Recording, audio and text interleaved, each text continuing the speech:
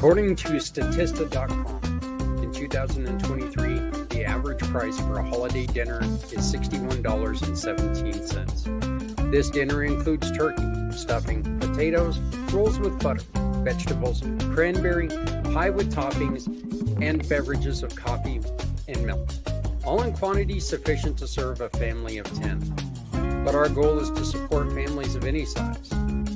Or, if you would like, look on your local community pages on social media. Find a family that needs your care and support. Verify your donation by asking for an email with a receipt showing your $20 of work. Family caring and support is what this season is all about.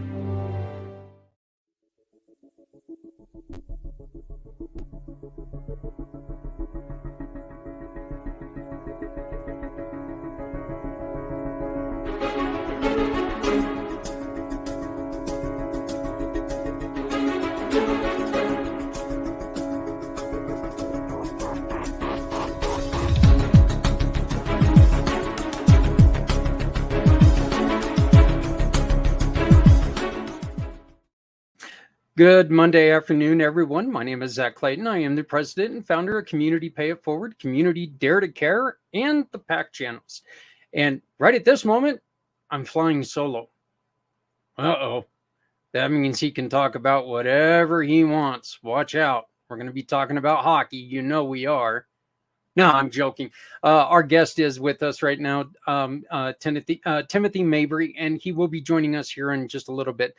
Timothy's got a great story, tragic story as it is, but a great comeback story where he takes issues from his time in the service, the Navy, and times as a firefighter, the stresses, and he struggled mightily. And he's going to tell you a very, very scary story, one that in the end is uplifting. And he's got quite a bit of stuff going on right now.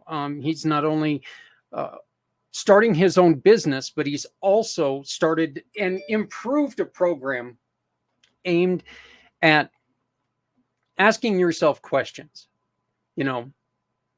questions that you can only answer in a positive way. It's a very, very interesting question or procedure, and I cannot wait to talk to him. So Timothy Mabry is going to be with us in a minute. As you guys just saw, we've got Thanksgiving out of the way. The turkey is left the building, well, for a couple weeks, and then more turkeys are going to be entering the building again. Families still need help, though. And now I'm sorry, I don't know who you are, but thank you. And hi, thank you very much for joining us. Um, Christmas is one of the, look, this season, without a doubt, is the hardest season for somebody who's depressed. And that's the reason why we're doing what we're doing. Okay. And one of the things that we are really trying to focus on is by using this wonderful QR code right there in the corner, right over there, you can help us by making a $20 donation. Or we ask you to go on to your own community Facebook page or Instagram page, whatever it is, and find a family that needs help. Just go on there and see what you can do. Look, we're not asking you to take care of them like they're another part of your family. All we're doing is asking that you make sure that, you know what, if you've got anything extra that you can do, let's support someone in our house, in our community, because it's so important that this is a season, no matter what holiday you celebrate, this is a season of family togetherness and love. And let's make sure that we celebrate that, not only with our families, but with other families in the community. If you go on to, if you look back and you check out the email blast from earlier in the week, you're going to see that I listed every 2023, every holiday for 2023. And that includes stuff from pagans to the Jewish faith to Christianity to like ultra Christianity to Catholicism to, they're all in there. I just wanted to make sure that we were doing our best to try to bring up and bring to light all of the holidays that are there. One of the other things that we've got going, folks, and you know what? You guys are responding to it well, and I want to say thank you so very much. The 22-hour podcast is on its way. This 22-hour podcast is going to be our, oh, wow. Sorry about that, Timothy. There you go. You guys got a brief glimpse of him. So he's a good looking kid. So now we've kind of exposed that to everybody, but we are moving along at a great level. And we've got a lot of people who are interested in our 22-hour podcast. One of the greatest things about what we do on this day is we have organizations like Mr. Schroeder's, the Price of Freedom Foundation, and we raise money for them. And every time that you make a donation, just a flat donation, 100% of that donation goes to the 10 nonprofits we will be supporting on that day. Okay. We are going to be working with the Goddess of the Grape, and she's going to be giving us the QR codes. And anytime that you make a purchase of One Hope wine, 10% of your purchase is going to go to the mission that you choose to support. We are still looking for a couple nonprofits. I would really love to get some female nonprofits. Look, women have different problems that they face with, and we want to make sure that they are represented and they're there, and we're able to, they're no longer a silent minority. There is no silence. They need to be represented, and we're looking to represent them. So if you have a nonprofit or a charity that is aimed at anything to do with the health and the happiness of our United States veterans, contact me, please. Please contact me, because when you do that, we can make a huge difference. As I love to say, you know what? When we all come together, or nobody needs to go it alone when we all come together. Wow, guys, I even screwed up my own tagline. That's pretty sad. So we got a lot of stuff going on today. It's Janet at Healing Warriors, and that makes me so happy. Janet, I'm pretty sure is also going to be another one of our nonprofits that we will be taking care of. Healing Warriors is a program that is a community pay it forward mission partner, and they offer free non-narcotic health care to veterans in northern Colorado. Costs them nothing. Helps them get up off the ground and back on their feet. So please check out Healing Warriors, healingwarriors.com or .org here in northern Colorado. It is fantastic, and I think it's a pilot program that should go everywhere, because our veterans shouldn't have to pay for health. They shouldn't have to. They've already done more than 99% of us did. So, well, Patrick, you get to go first, my friend. You are our first family member in the queue today. Well, and then he goes and loses it. Look at that. I scared him. So we scared him. We tell him he's the first one, and he's like, "No, I can't do that. I'm out of here." So I don't know. I don't know what. Yeah. Okay, let me pull him up on the other one. There you are. There we go. So my name is Patrick Myers. I'm the founder of Occult Edge Global, which is a platform where we are connecting as many people as humanly possible in different groups as humanly possible to be able to support each other independently without having to go through fundraisers, different things like that we'll be able to do that. Also, it is the launching point of several different organizations. One of them being, first of all, is I'm drawing a blank from it. Consuming Fire Media. And so Consuming Fire Media is my media platform where we do podcasts. We are in the middle of figuring how to do books, documentaries of people's lives, different things like that. And so some of the podcasts we have already online is the Pit Mints podcast. We're getting ready to launch Voice in the Fire, Chronicles of Pat and Aya. These are shows that can be seen on this channel, actually. And so these are things that are being launched out right now. So the Pit Mints podcast, the actual video portion of it, is getting ready to be launched this Saturday. And so I'll be looking forward to that. The other thing I do also is called the Youth Initiative. And the Youth Initiative is also a global platform where we are teaching young people how to take the tools that we were given. I did this project called the Missing Voices Project. And what it taught is how to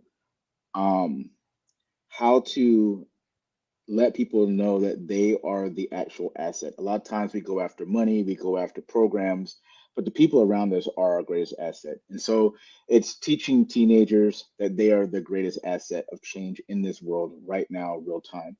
And at 15, from the ages of 16 to 20, they're able to actually have that impact right now. So it's giving them the tools, giving them the know-how. And so my job is to sit back, give them the tools, and then guide them into the directions and the destinies that they want to go into. And so that's what the Youth Initiative is. Also, it's faith-based. So part of their identity is showing them what their identity is in Christ too. And so that is where we stand. And then as far as me personally, I'm a lover of Christ, lover of God, and I try to tell as many people of who he is and the love that he has for us as humanly possible. That's it. Oh, thank you very much, my friend. I appreciate it, and welcome to this week's show. Mr. Schroeder, how are you doing? Good evening. I'm doing okay. I'm doing actually better than okay, but taking care of some health challenges for my wife currently. So it kind of preoccupied me most of the day, and why I was a little bit late joining. But I am a retired Army officer. Spent 24 years in uniform. Currently, went for the last almost 5 years now. I'm the founder of a nonprofit organization called the Price of Freedom Foundation. The Price of Freedom Foundation is dedicated to telling the complete life stories of those who never got to become a veteran, those who served and died while in service to our nation. So we do complete, full, in-depth biographies on each person. We tell that person's story truthfully and honorably in both written and video formats. Our first story is out and available on any retailer out there called Silent Soul, The Machinist Mate First Class Alfonso Optel Amos story. If you search Silent Soul, you'll find a whole bunch of other books out there. But if you search for The Price of Freedom Chronicles, that's what's going to show up. So that's what we do. We intend to tell these stories in video documentary format as well. We do not yet have the resources to do that. We are working with three other families, and we are looking to serve 5 more over the next couple of months. So you did, however, you did, however, just get some pretty good news recently. Can you tell us about that? Well, I mean, our first book is published. I did get hard copies in. I'm not really. I do have a mix of news, so I'm a little bit brain dead here about what you're making. That you were able to obtain the books. Yes, we did. We had 100 books printed in order to give hard copy legacy editions of this book to the family at no cost to them. So we had we had a fundraising goal of $2,000. We came about $600 short of that goal, which I found a way to squeeze out of my own limited resources to make that happen. We have about 30 books that are available for those that want to get this edition, and I will autograph that. And a $40 gift to us basically pays for one and gets you one. So. Yeah. Yes, I am excited about that. I don't happen to have one here. I should have brought one up here into this space, but they're well, actually, if I step aside, they are over here. Just a second. Several boxes of these. I don't know if the blur is going to take it out, but that's a cop. That's what it looks like. No, appreciate the. It shows just perfectly. So, hey, I wanted to go on ahead and bring this up.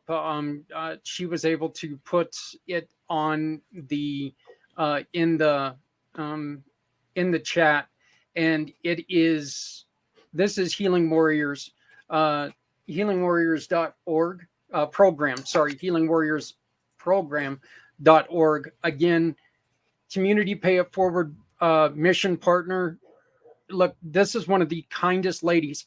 Guys, I can't wait until you gentlemen meet her. I mean, she has got the biggest heart, and she is one of the hardest working people I've ever met in my life. I mean, even my wife sits there and looks at her when we're working, and she goes, God, does she stop? And for my wife to say that about anybody is amazing, because my wife never stops. So, but please visit healingwarriorsprogram.org. Take a look at what they're doing. You know what? Regardless, if you're outside of northern Colorado, a donation is needed, because this is non-narcotic and this helps veterans heal. And that's what this is all about. Once again, we are going to, well, I'm just going to say it. We're going to have Healing Warriors as one of our missions as well.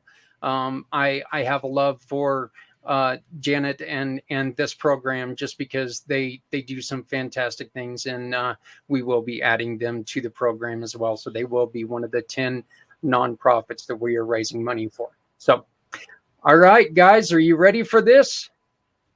I'd like to introduce you both to Mr. Timothy Mabry. He is a veteran of the U.S. Navy and a firefighter. How you doing, Timothy? I caught you in mid-stretch there. Look at that. Yes, sir. I was waiting for you to do that, you know. Like, wait, perfect timing. Well, thanks for having me here, Zach. It's an honor. Hey, your story, Timothy, you and I had a discussion the other day, and your story is I don't want to say it's a tragic story, but it's a very, very concerning story that could have and was very close to turning tragic. But what you've done with it is something like what Patrick, what Dennis, what, we've turned something that's tragic into something that is helping others. And why don't you start by telling us a little bit, Timothy, about your story? Well, definitely.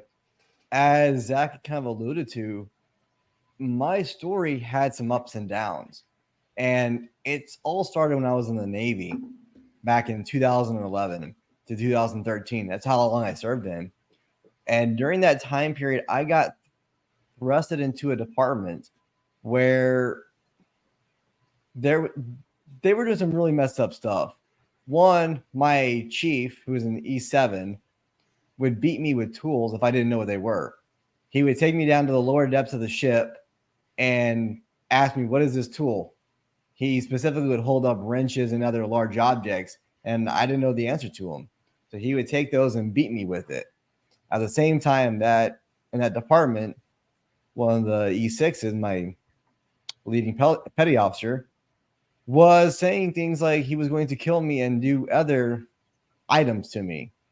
And he actually tried on multiple occasions to do those. And it put me in a really bad state to where I ended up having to speak out against it. I was faced with the moment of, do I either do this as an open investigation or a closed one? And I decided, you know what? I'm going to be the leader. I'm going to take the brunt of it, and I'm going to speak up and say, no, he's going to have to pay for what he's doing, because if not, somebody else is going to have this problem. And because I spoke up, I ended up getting discharged. I was officially told it was needs of the Navy and failure to adapt to military life. That's officially how I was discharged. At 1 year, 9 months, and 13 days in, I was pretty devastated because I was discharged that quick. Within 72 hours of being told you're gonna get discharged, I was home. I was back home in Texas within 72 hours of that notification. And I went right into the fire service, went to the academy. I spent time in, but the trauma that I went through in the Navy, I just pushed it down. I didn't have support. I didn't have ways to deal with it. And for 9 years, I just I pushed it down so far that I had forgotten about it.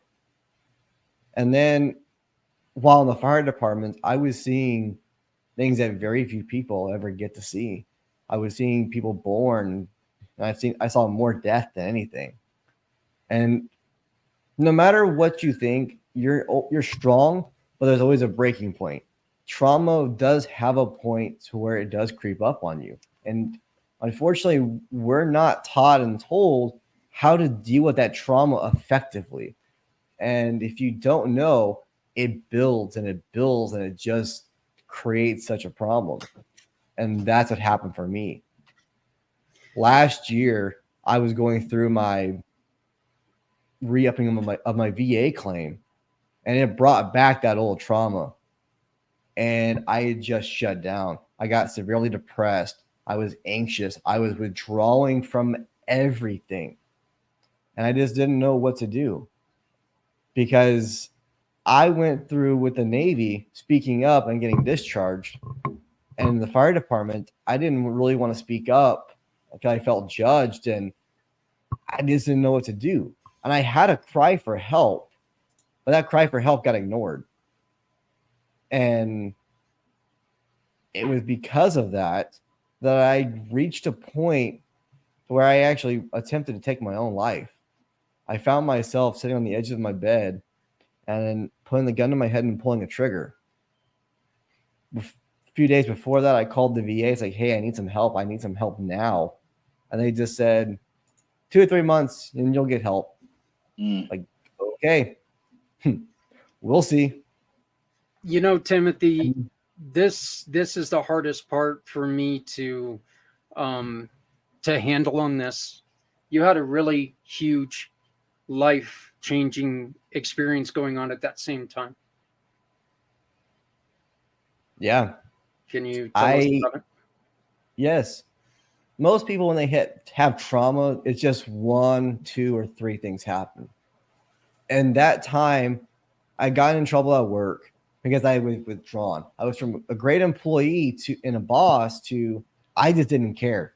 I was failing my crew. I got into a car accident, and my wife was 9 months pregnant in that moment. So I was in extreme pain, mentally and physically and emotionally. And the only solution that I could think of was to end it all. But in that moment of desperation, I had a bit of realization of like, what am I about to do? I'm literally about to end it all. And memories of seeing people pass away from suicide and the effects that it had on their family came back into my mind. I call that a God moment. I was like, you know what? Not today, Satan, ever. I'm never going to do this again because I choose to live for my family. And it's in that moment that I started my healing journey. Your wife was also 9 months pregnant. Mm-hmm. So, was there any investigation, or do you know if there was ever any investigation in the Navy, or is that still something that's all shut down and shut up? It was kind of both. So there was an NCIS investigation on it, and they said the only thing that they could prove was there was hazing, but some of the other charges, like the sexual harassment and assault, they could not prove that because it was all hearsay.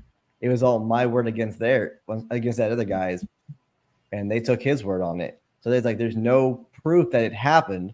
So it just kind of ended. And during the investigation, while it was still ongoing, I was told by our master chief at the end of this investigation, I was going to get discharged.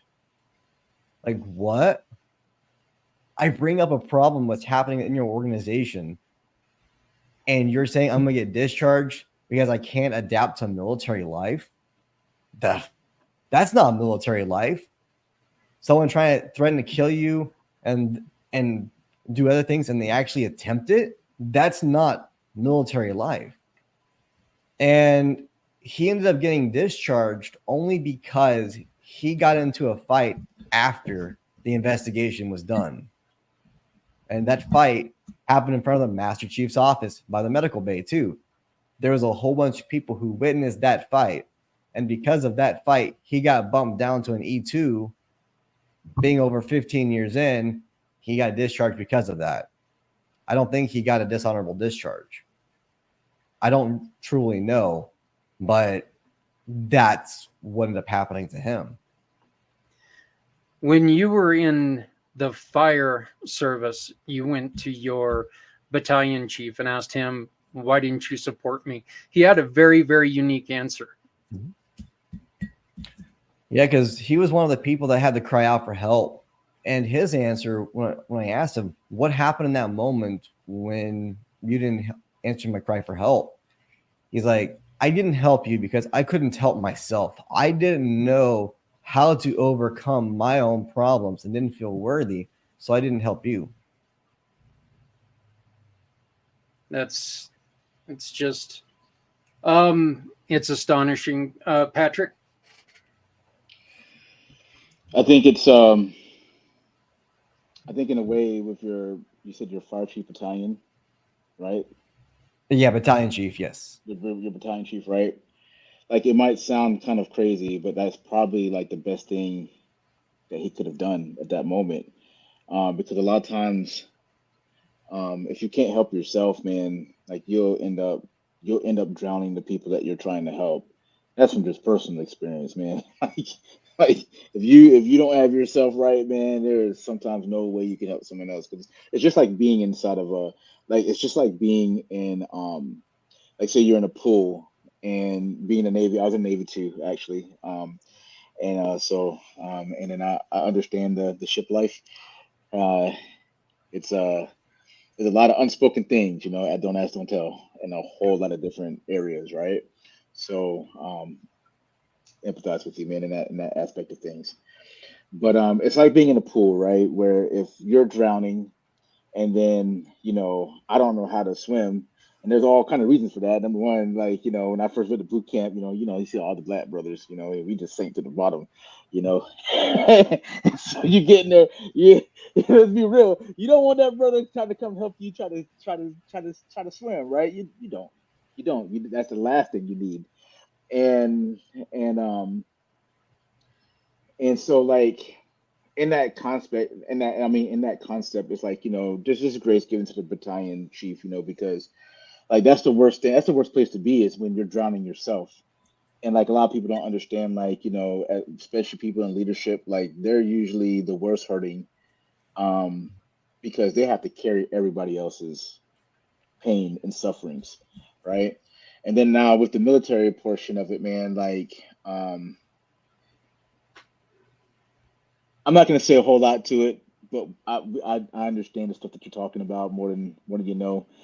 I was on the Roosevelt during 9/11, and it was one of the longest cruise in U.S. history, and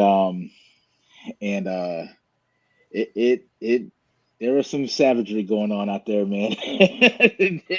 There just was, man. It happens, and but not to excuse it or anything like that, man. Just my heart goes out to you, man, because even in telling your story now, you can just still see like a lot of um, the hurt and pain from those things, like still. And not saying you don't have victory over anything like that, but you can just still see like the remembrance of the moment, right, or the remembrance of the things that you had went through. And I just want to say to you, man, just like it's kind of inspiring, man, how you had that moment where you had that come to God moment where it was just like you saw the effect of everything that was getting ready to happen because of what you experienced. You know what I mean? Like, like almost like the fire department saved you from taking your life in some kind of weird way by going through all that. When I got out the military, I went into EMT services, and nobody tells you that like like it's gonna be crazy out there, man. And it's mind blowing the stuff that people do to people, or just the stuff that happens to people, and stuff like that out there. It just you can't even begin to rationalize half the stuff that happens out there. And I couldn't stick with it, man. But like it's just really cool, man, how that changed your life. When you say you had that come to God moment, can you explain a little bit more in a little bit detail, like how that actually played out in your life in that moment? Where like what were you thinking? Um, um, what was the key things? Not just that you want to live, but like what were the key things that were just like, hey, this is what's going to affect things? Because you're talking about you had a 9-month pregnant wife, um, um, and so much to that you were battling with at that same time. Can you just go through a little bit more about the experience of getting to that place, and then what that click and that change coming out of that in a little bit more detail? Yeah, definitely. So in that moment, I was feeling lost, desperate, and just uncertain. There was a lot of variables that I didn't have answers to. And then when I remembered seeing the negative effects of a suicide, where dad told his kids, he had 4 kids, and he told them, Mommy's not coming home today. Mommy's no longer with us. That moment popped into my mind because I saw the look on the dad's face and I saw the kids. They were from, I think, 8 to about 2. That was the age spread. And I could see the different kids having a different reaction to it. The 8-year-old understood. The 2-year-old didn't and was just eating chicken. Mm, And I remember in my mind thinking, I'm about to I'm, to inflict that type of pain onto my wife, onto my daughter. What legacy am I going to leave behind? And is that really what I want? The other thing that kept me from pulling that trigger further was a random question: is if I end it today, am I going to hell? Because in Christianity, at least the churches I've been into, they've gone back and forth with saying if you kill yourself, you go to hell. Some don't. Also, just like in Beetlejuice, I know it's a horrible reference, but in Beetlejuice, they said there's a special place in the afterlife for people who kill themselves, indentured servitude. So those things coupled with what I want my future to be, I was like, is it worth really ending it all now? If I view life as miserable and sucky, and I go to hell for eternity, which one's worse? So there was a little bit of rationalization to keep me pursuing to get better and to say, what I don't know what it's going to take to get better, to be happy and find my light again and to get back on track. But I'm going to do whatever it takes because I choose to live instead of dying. Because I saw that the path that I was on led me to that point. And I'm like, I'm not going to get back to this because it was a vicious cycle. As Janet had said in the comments, traumatic events are like weights on a scale. And the repeat exposure places that weight on a person and cause a higher risk for it to happen again. All the trauma from the military, the first responder, the trauma was going to keep happening. Yeah. There was zero doubt in my mind that I'm going to have more trauma, but how am I going to deal with it effectively and to combat it? And so that's where I started to search how to get better, how to retrain my brain. And I found some really good resources to help with that. Mr. Schroeder. Well, Timothy, thank you for coming on and sharing your story. I just want to let you know that you've got a group of folks here that really do understand what you're going through. Now, I spent 24 years in the Army. I came in out of ROTC, so I was one of those brand new butter bar lieutenants into the Army. But I actually had some experience in high school with the Navy because my father was Blue Water Navy, and I was in the Sea Cadets in high school and took a cruise from Seattle to Anchorage and back aboard a destroyer escort one summer. So I have a little tiny bit of knowledge of what ship life is like. Certainly never experienced anything like what you went through. And I just want to say that I'm sorry that the military justice system let you down like it did. I know when I was a junior officer and was responsible for soldiers, that the hardest things that I had to do involved Article 15s and others when there was no physical evidence. And so it just tortured me to have to make a decision that I knew was going to impact the soldiers under me, no matter what I decided, no matter what. And so I have great empathy for you for that.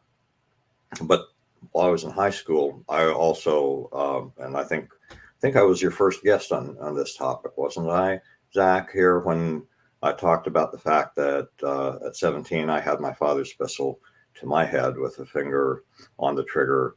And it was a thought that came into my head, similar to as you described, that asked, because I wasn't upset with my parents. I mean, I was upset about my life, about a lot of other stupid things in retrospect.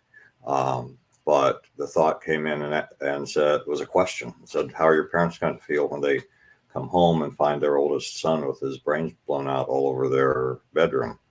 And that was all it took, really, because I wasn't upset with them. I knew it would upset them. And at that point, I really didn't have a good concept of how traumatic that would be to them, but I knew it would be bad. So I'm thankful that, so I have an understanding, and I think we all do. I guess my question would be, you kind of hinted at this a little bit about the resources. So, given these experiences that you've gone through and this trauma and this brush with death through suicide. What resources did you find that were helpful for you? And I'm assuming you have some things that you can bring to other people to be helpful to them, both as individuals and possibly as organizations. Yes, that's correct. I do. So the first thing that I ended up finding was a buddy of mine had me go to a conference. Well, I met him there, and I heard David Goggins speak. And I just remember hearing Goggins talk. I was sitting on the outside of the stadium because it was up in Arlington, Texas. And I was standing in Frisco. I was standing on the outside of the stadium. I just heard Goggins speaking and how he was retrained his brain from where he was to get to that point. So I looked up Goggins on Amazon Podcast, and I came across this one podcast series called Moonshots.io. And it's an Australian podcast, and they pull from some of the greatest people, and they talk about them in an hour, and they digress different topics. And the biggest ones that I remember were happiness, for rewiring, and overcoming. And that's what really started to help me reshape my inputs. That, and actually, after that attempt, I called the VA back up and said, I need help now. And they were like, again, we'll see you in a couple of months. I was like, you don't understand. I was about to end it. Like right now, I was literally about to end this and I need help. And then I got the help. They're like, okay. So they started to give me to the CPT, cognitive processing therapy, and going over stuck points. Between the podcast, the stuck points, and then getting plugged back into church, it started to have a better benefit in my life. And what I've done is I've actually created, and I'm starting to deploy on January 1st, a 30-day program that I'm created. And it's to specifically help with retraining the brain. See, what I found in the stuck points, like the military or the VA had, was you came in for one day, for 1 hour, and you talked about your issues. Ooh, big deal. That actually made it worse. For anybody who's ever been through therapy, or especially who's been through a lot of trauma, you know, that 1 hour doesn't make anything better. It brings up all the demons, and the demons are like, hi, we're here to play. They're like, surprise, mother. Yeah. And then you're back like, I don't know what to do. I want to get out of this, but I don't like these demons. So I would go from therapy session to therapy session, just like, I don't know how to get over this. What do I do? So I sat down a few months ago and I just figured, what helped me? What worked? What didn't work? And how do I retrain and rewire my brain? Because what I had found was that my thought process and what I had said brought me to that point of desperation. See, I was so focused on the past and the possible future that I wasn't focused in the exact moment. I didn't see the beauty of I was alive. I had a great job. I had a loving wife and about to be a newborn baby within a month.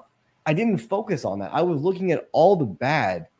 So I started to retrain my brain for gratitude. Yes. Everyone asks, what's the secret to happiness? The pursuit of happiness, it's gratitude. There have been studies that show gratitude is the overall secret to happiness, because gratitude means you're thankful for what you have, is that initial rewiring. So instead of saying things like, oh God, why me? I'm like, you know what? Why not me? I'm thankful to be alive. You know what? I'm thankful for these opportunities.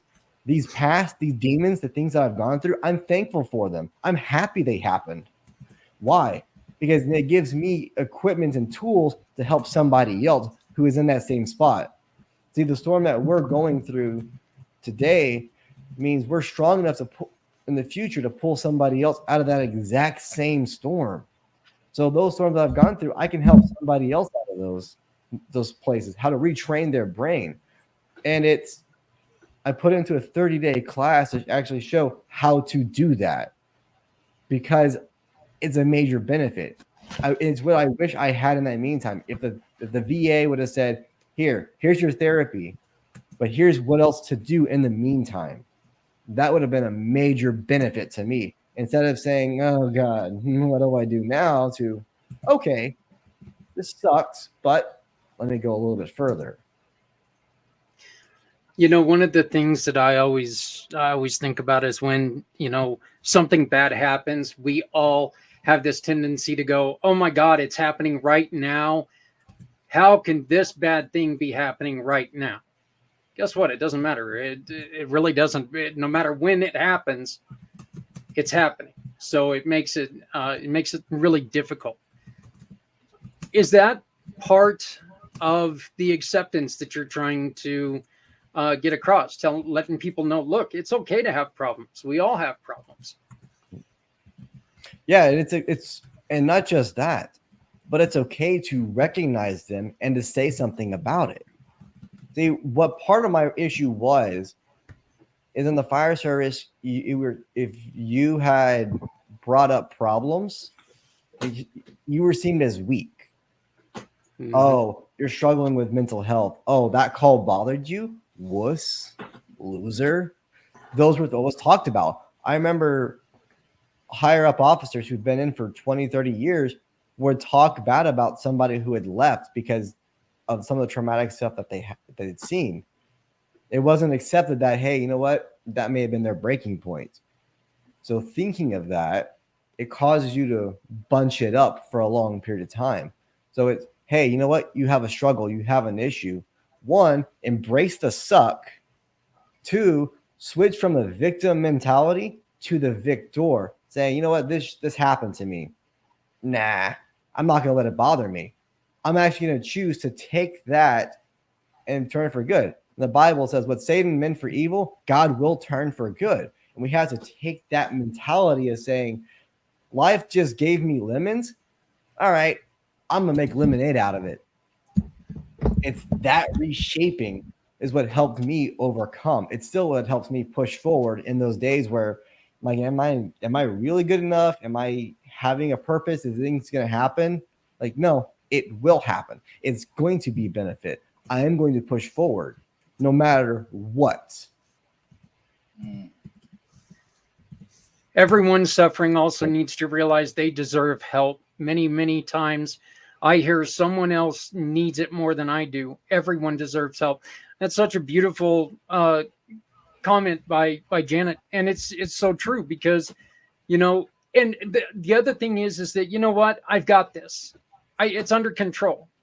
It's under control until it's not. But if you keep piling stuff up and piling stuff up and piling stuff up, here pretty soon you don't have it anymore. And if you try to take and you get out in front of it, it is so much easier to do just that, get out in front of it, than trying to sit there and wait.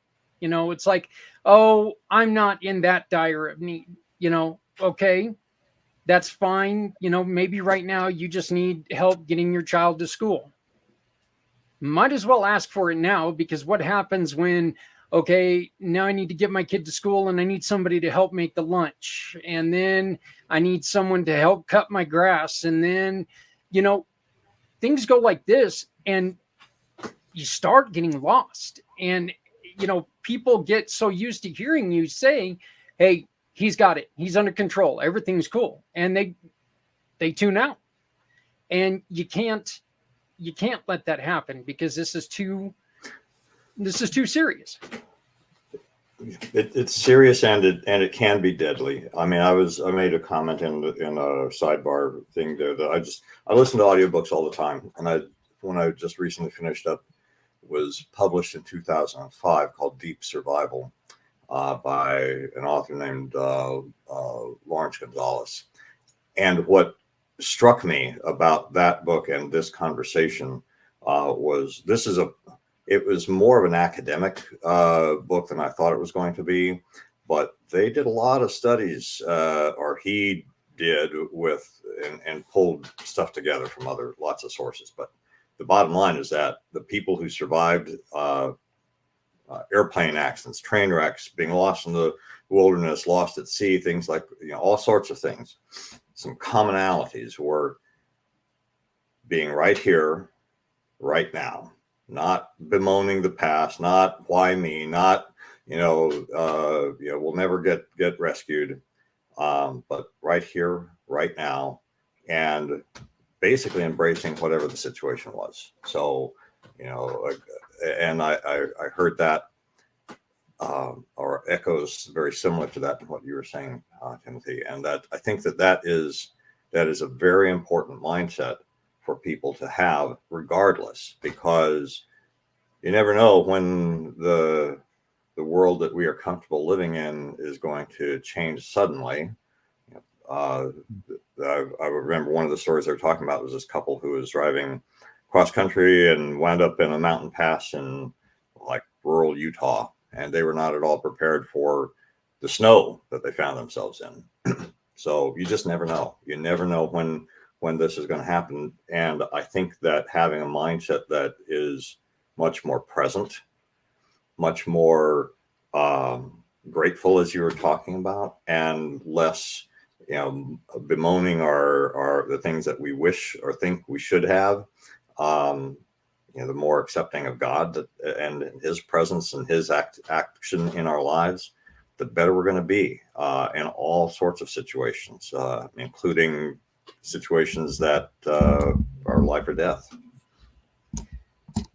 Yeah, I really do. I love this this interaction with everyone. I want to thank everyone for your comments and everything. And please, we've got a little more time. Timothy, tell us about your company alone. We'll go on to the stuff for. Okay, this is kind of funny. Yeah, you got a friend, Patrick. So another Patrick Myers out there. Like, who is that guy? I don't know. Yeah. So, but yeah, tell us a little bit about your company, and then we'll move on to your organization. Yeah, definitely. So the company I've created is called Lead Through Fire. And the reason for Lead Through Fire is because I can lead you through the fire of your mind, your life, and in your business, and to teach you how to do the exact same for other people. And that was founded because I started to realize, being a fire officer, one big thing that I was able to do and got good at was teaching other firefighters how to go into a fire and pull the people out. And I started to realize, that's what's missing in most of the leadership training out there. Most of it teaches you how to charge in, but majority doesn't say how to pull back, when you do have the retreat or after the fire, after the situation, what do you do in the calm? Because in those moments, it's when the demons come back. And that's when you got to charge in a different aspect. And that's where I created that program to do so, because you're not alone. And if you don't know what you don't know. See, everyone talks about PTSD, but very few people know what PTG is, post-traumatic growth. See, post-traumatic growth only occurs when you know what to do and how to actually overcome when you're stressed. Same with pre-planning in the fire service. You have a plan before you go in. So this way, whenever you get the situation, you have a rough idea on how to mitigate it.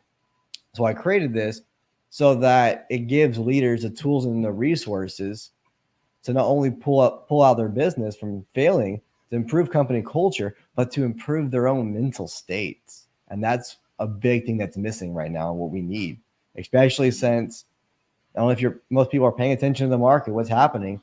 We're in a downturn. Alarm bells are saying that we're have a high chance of entering a recession in 2024. Companies are already starting to tighten their belts. Just like in COVID, people had a major mental health crisis. There was a lot of help that was needed. And this company is designed to help against that, to help give leaders the tools to recognize those situations so that when the cry for help happens, they are equipped. They know what to do. And if not, then here's a resource that'll better help you instead of just, oh, okay, and letting it slide. Yeah. Yet the look, it's just once again, this is something that if you wait too late again, you're damaging your, you're damaging your footprint. Basically, you're damaging your business. And getting out in front of things is so important. And just remember, even if it's a small ask, let people chip away at it a little bit. Make sure that your mindset is calm, because you know what? When you start seeing things like your car getting repossessed, and you start seeing those disconnect notices on your door, and you start seeing all these other things that happen, and you're at this point in time, you're like going, well, I need this money by, in 3 hours or I'm out. There's very little people can do. If you get ahead of it and we start working from the beginning, there's a chance that we can do something. So it looks like you've got another wedding or message here there, Patrick. I'm not bringing any figgy pudding, brother. That's I don't even know. I don't even know what that is, man. I was just like, I don't know. I don't know if it sounds good, man. Yeah, it definitely doesn't sound that great to me, and especially not right now. So. But just I do, man. All right, yeah, going ahead. I have just something for Timothy. Do you like to be called Tim or Timothy, man?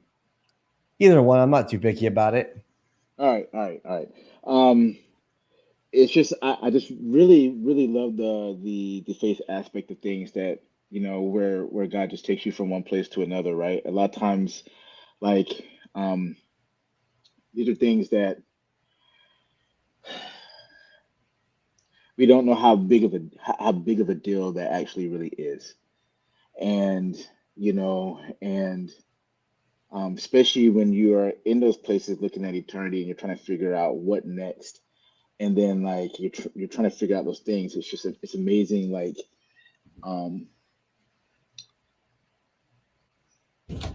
it doesn't matter. I mean, you can believe whatever you want to believe and stuff like that, and I don't harp on those things, but I just know like the power that God had in my life when I started to actually open my eyes to the fact that He came after me and delivered me, and even when I was like I don't know you, I don't want to know you, I don't what I mean? Like He came after me anyway, and that was just so crazy to me about that. One of the things I thought was pretty cool, man, is just when you were talking about the aspect of where you just didn't, like, when the therapy started happening, you didn't have the tools. That was one of the craziest things that happened to me. I felt like I was going to therapy, and like you said, the demons are just popping out, and you're just like, yo, like, and then you come back home and like you're more depressed and anxious, and like suicide even more real than it is when it was before you was actually gonna take your life, right? And one thing I would like to say also is, like, a lot of times we're always talking about the person getting help, right? And also, one thing I want to say is, for us as people that are around the other people around us, to be more aware of the people around us, and paying attention, because in general, as human beings, we're very self-absorbed, and they might not be saying it, but most of the people around you that are going through these things, they're saying it very loud in their actions and in the different things that they need help. But like, we are always of the mindset, well, if he didn't ask, and I don't need the help. And that's not necessarily true. Like, if you see somebody like in a what you call those things, quicksand. You see somebody in quicksand, you don't need that person to go, hey, I'm in quicksand, can you please help me? You could be walking by that and be like, that dude needs a freaking rope. Let me toss it to him and then pull him and help pull him out. And I think that's sometimes the place where we're afraid to jump into, or because there's a lot of implications sometimes of throwing a rope. You know what I mean? It is. That's just a part of it. That's part of the human experience. Also, is um, are we going to be that person to pay attention to the things that's happening around us? Because it's a two-way thing, man. I can't tell you how many times where um, even if there are signs that you don't know, there's something about even asking. Like they might not have nothing going on with them, but be like, hey man, are you really okay? Is there any way I can help you? Or hey, I don't know what, hey lady, hey lady, what are you going through? How can I help? Like, is there something going on where I can just sometimes asking the question can open the door to like something deeper. And a lot of times we're afraid to ask that question. And um, so that's like the both of the things that I would like to actually add to what you're saying, because there's so much power in asking. But like I remember being in that place and I didn't know how to ask. I didn't know I didn't even actually know I was going through all the things I was going through at the time. I didn't even know I was depressed. I didn't know I had anxiety. I didn't know I had I was having panic attacks. I just know my world was just being flipped upside down, and that was all that I knew. And then it was just darkness. It was complete darkness that I was going into, and I couldn't understand why nobody around me understood that I was in darkness. That was really the reality of the situation I was in. And from the things that you were saying, it seems the same that was happening to you, my brother. Like it just like everything was happening and you just don't even know it. And now you're in this position, but then God delivered you in that moment and the light came on, and now he's brought you through this place to actually help others. But those are just some things that for the people out there, um, listening to Timothy's story and just the turnaround of it, like the other aspect that you can personally do and be paying attention to right now. Yeah. Going ahead, I mean, Timothy. you're right. The questions are very important. Like one thing that I did is I played experiments on people in my healing journey last year. I would actually, like when I was starting going to church, people ask, "How are you doing today?" I was like, "Not good at all, horrible," just to see what people would do. And I found that most people wouldn't even engage that in church, the place that you think that you're going to get help and there's more people to help you. Even at that, most didn't know how to engage it. But one thing that I learned is when you hear those questions, like, how you doing? Okay, I could do better. Living the dream, another day, another dollar. Those are all very silent cries for help. They're Yes. not the big help me now, I'm going to end it. No, that's saying that there's something wrong and that's the brain subtle way of saying I need help, but I don't really know how to ask for it because I'm afraid of being judged. And once you're like mentally aware and you're in tune with yourself, and now you can start paying attention to other people, you pick up on that. Like there was a guy who I knew was having some major issues, and he said that he was like, "Man, I'm doing all right." Like, all right, reading in between the lines, I know something's not right. Like something is very wrong. What's happening? Then he started to open up. See, when those cries for help or those little comments happen, you start asking those questions. It shows people that you care. And then if you throw in your own little vulnerability with it of, yeah, I've been there. Like I actually try to end it. I've been depressed too. Oh, really? Yeah. It's mixing that vulnerability with creating a safe place that institutes creates that healing.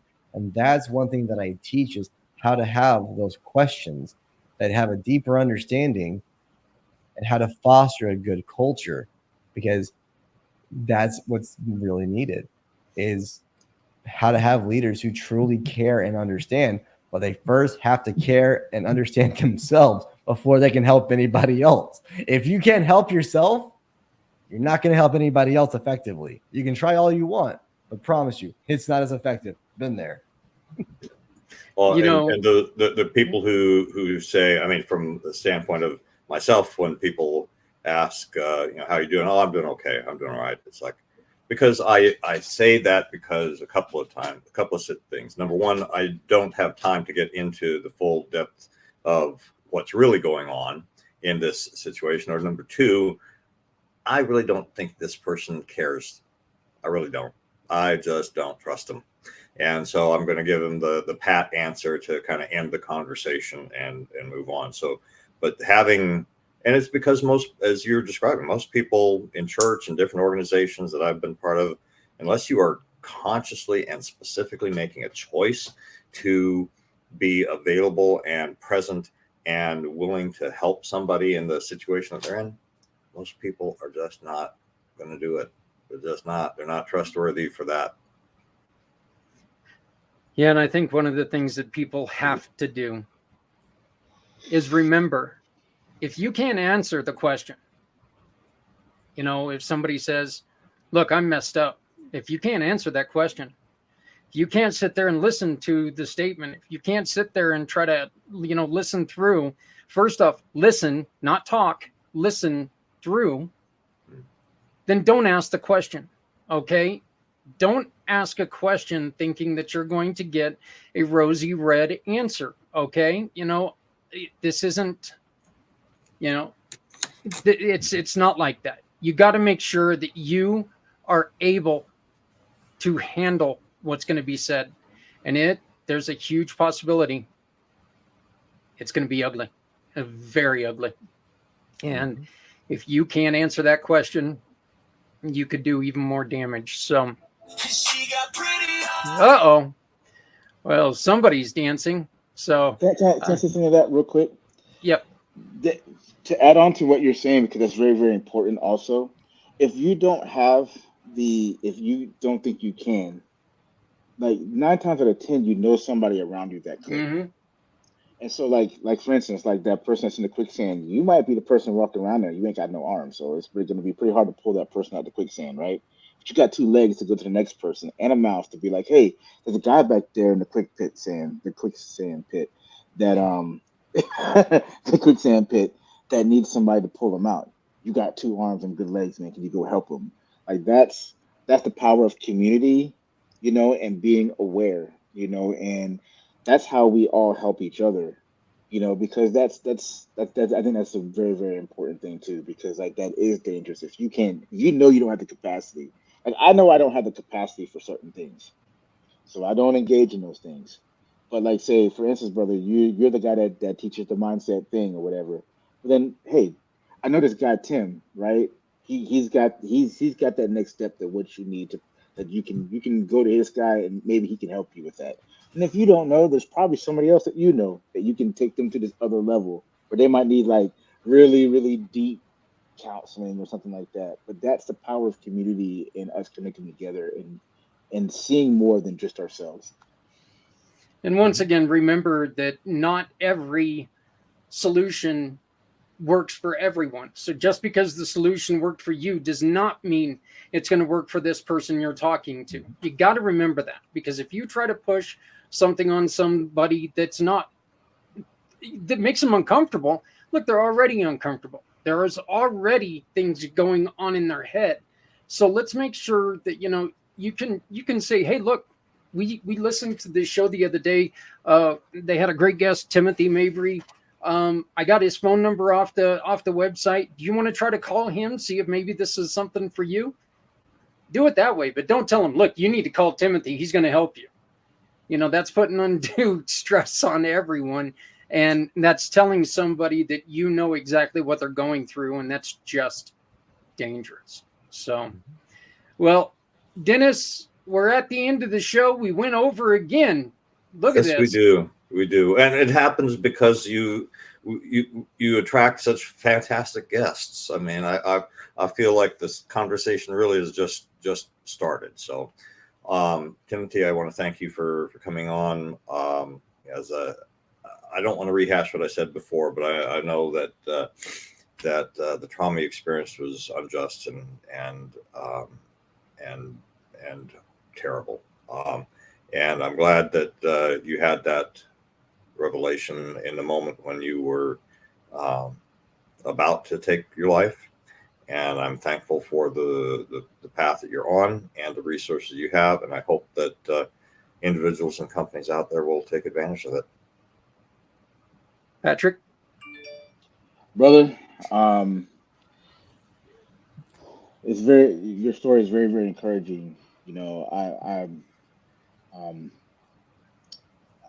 I see the path that you went in your life, man. And you went through a lot of terrible things. But like how you were saying before, that gratitude portion, that's the part I want to give to you also. It says, um, even though you went through those things and they were terrible, and I'm sorry that you went through those things. I'm actually very, very grateful that you did, because now there's one more person out there to fight for the other people. And so, and actively seeking ways to actually do that. And so, just blessings upon you, man, and upon your journey. And um, keep God first in everything you do, man. He'll see you through. Um, we are very lucky that Timothy is going to be joining us on February 22nd. He's going to be talking a little bit more about this. And hopefully we're going to get a little bit deeper into his program, which we definitely need to do that. And you're invited on whenever you would like to come on and talk about it. Before we let you go, okay, is there anything that you need from people out there that can help you out?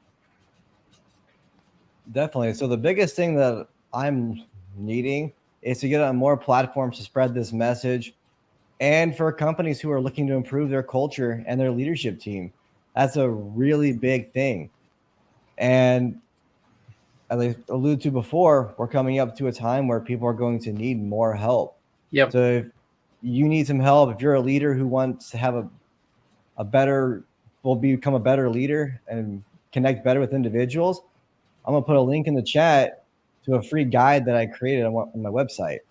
So it's a downloadable document, and that'll give you some help. And if you want additional resources or want me to speak at your event, just in the comments or when you download the guide, just put that additional field, and I'll be there for it. And I'm sorry about this. I'm little behind here, but if you want that free guide, Timothy is offering every listener to Footprints Forward a copy of the free guide. Let me get the opens in a new tab. I don't know why all of a sudden it started doing that, but simply go to this link and you can get this free guide. I'm also going to put it into the comments. And so you can take and look for it. Timothy, I'm going to introduce you to, both of these fine gentlemen, but I'm also going to introduce you to Janet. I see what she is doing here in Colorado and what you're doing as something that there could be amazing things working together. And I really do see that going well. So, but you've got it in the chat. You've got it right here in the on the screen. So please get this free guide, check it out, and be there if somebody needs you. Okay, but make sure you're there. Put this thing down. Open these things. Shut the mouth. If you can't do it, don't ask, because it could be the difference between life and death. Timothy, thank you so much, brother, for coming on. Oh, the link isn't working. Oh, damn. I will send it to you, Janet. But I will send it to you. But Timothy, thank you so much. Oh, since I think it might be because it's all combined leaders guide opens. It'll be just leaders guide. Yeah. I will send it to you, Janet, as soon as this is over. So just we can try to do it. We can try to work this. And on the website, communitypayitforward.us, go to Footprints Forward, and you will find that link as well. We will maybe even add. We'll talk to Timothy about adding it to the page so people can have it when they need it. But Timothy, brother, through everything you went through through all the struggles and all the glory. Congratulations on the child. Welcome to the wonderful thing of fatherhood, man. And thank God you're still there for that child. Thank God you're still there for your wife. And thank God you're still here to help others. Mr. Schroeder, thank you, sir. Thank you so very much for joining us again. Look, the show is doing something, and I'm very, very proud of you guys for helping it get somewhere. Patrick, brother man, thank you. Thank you. As always, awesome show. Hey, everybody. Once again, the QR code in the corner next to Mr. Dennis Schroeder, the X box, I guess, instead of the tic-tac-toe thing, where you need that X. Go on ahead and scan that beautiful little QR code and help us by donating $20 or helping us find families who need help. Do you need help? And I don't care if you're in Colorado. I don't care if you're in Tennessee. I don't care where you're at. Yep, right there. Fill it out. Hopefully we can find somebody to help you out. If you can help us, donate $20. If you would rather look on your own community page and find someone yourself, please do that. Just make sure you're helping someone, because remember, if you're not helping someone, you're hurting everyone. No one needs to go it alone when we all come together. My name is Zach Clayton, Community Pay It Forward, Community Dare to Care, and the PAC channels. Folks, love somebody out there because somebody out here loves you. Thank you very much, and we will see you next week. Maybe.